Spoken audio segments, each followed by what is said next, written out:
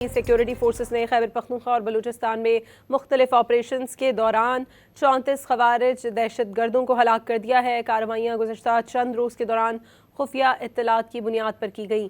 ISPR کے مطابق 24 فروری کو خیبر پختونخوا میں 4 مختلف جھڑپوں کے دوران فتنہ الخوارج سے تعلق رکھنے والے 26 دہشت گرد مارے گئے ہیں۔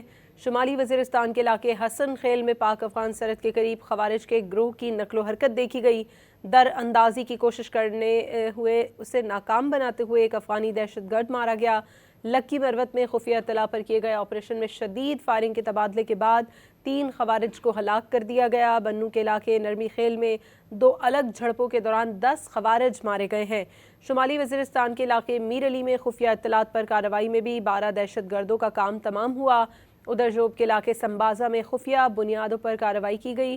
شدید مقابلے کے بعد فتنہ الہندوستان سے تعلق رکھنے والے 8 دہشت گردوں کو ہلاک کیا گیا ہے۔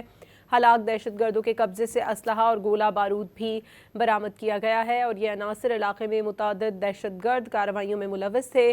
مزید کہا گیا ہے کہ عزم استحکام کے تحت ملک گیر انسداد دہشت گردی مہم پوری شدت سے جاری رہے گی۔